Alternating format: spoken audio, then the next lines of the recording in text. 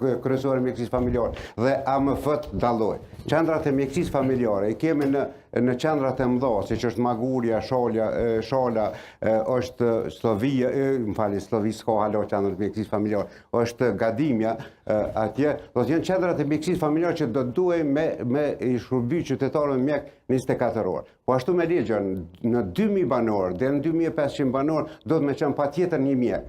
Nëse e kalon 2500 banor, që si që kemi rastin në Slovi, i ka rreth 4000 banor, apo mbi 3500 banor, do duhet gjithsesi të kemi 2 mjek. Aty është përgatitur, sa kam qenë unë kryetar komune, të jetë qendër e mjekësisë familjare. Po ende është në nivelin e AMF-s. Kemi ndërtu ambulanca, të cilat janë mbyll, si në Smallush. Në Banull është renovu dhe është lënë në mëshirën e kuës dhe ajo është demolu.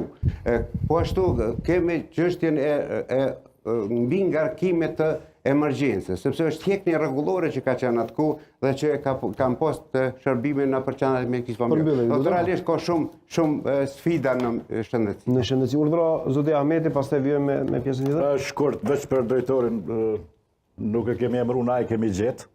E ka është emëruar në kohën tuaj sipas gjitha gjasave, edhe e ka kthy organet gjyqësore në vendin e punës, me cena nuk mujë me ballafaqu më shumë, ka vendim, me cena është kthy atë. Plani juaj? Rregullat, por ndeni shkurt disa prej çështjeve që lidhen me shëndetësinë, të them.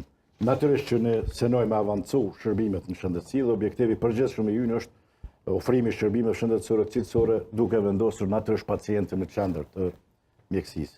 Laboratoret e QKMF-s dhe QMF-s do të shndrohen në qendra moderne diagnostifike. Aktualisht në QKMF-n e Lipjanit bëhen 36 lloje të analizave hematologjike dhe biokimike, ndërsa në QMF tjera, në Janiev, në Gadimin, Magurë dhe në Shalë, bëhen 23 lloje të analizave laboratorike dhe biokimike. Që tash mujnë me shku me provu të testu.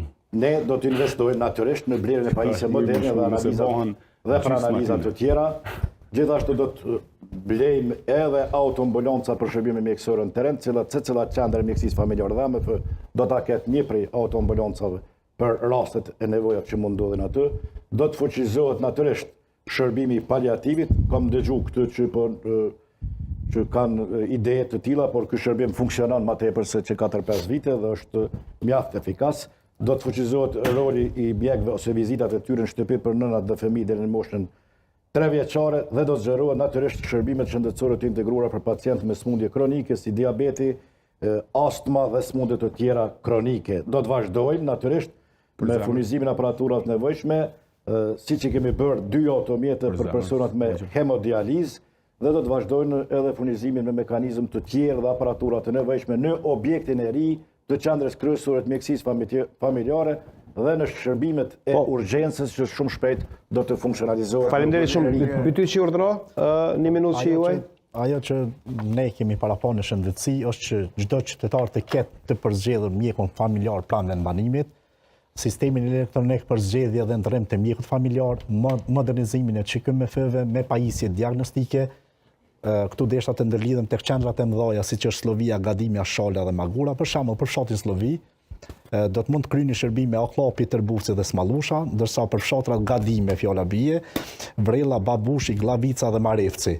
Në Shal është Risinovci, Bajinca dhe pjesa tjetër që do të mund të kryeni shërbime, po ja që fatkeqësisht nuk ka shërbime 24 orë atje, edhe pse janë shumë fshatra të mëdha, ndërsa në Magure do të mund të kryeni shërbime Vërshevci, Mirena, Çiloga dhe Vrella. Do të kthehemi një herë. Shërbimi 24 orë aktualisht është emergjent spaku në këto 4 AMF do që do të duhet të ishin QMF, nga AMF të qëndroheshin në QMF. Sepse në koha 7, kur është piku më i madh, kur mbyllet në Lipjanë dhe fillon vetëm shërbimi i emergjencës, e ke kaos komplet. Janë pacientë të tonë që presin edhe jashtë në borë për me kryer një shërbim aty. Pastaj duhet tek shërbimi paliativ, deshta mi tregu edhe diçka kryetarit, qendra satelit për pacientët me hemodializë do të ishte diçka që do duhet ta bënte shumë herët. Në Smallush, dëgjoj. Në Smallush ke njerëz që nuk e kanë kryer shërbimin paliativ që kryetari ju lejohet bre. Po pse ka bërë Prishtina? Vetëm pak bëjmë debat tani se s'kemi kohë, po pastaj edhe zoti Butakosh. Nëse ti mendoj ashtu, Duhet renovim të ambulancave ekzistuese, sepse ka shërbime që nuk mund të kryen për shkak të këto, kur e din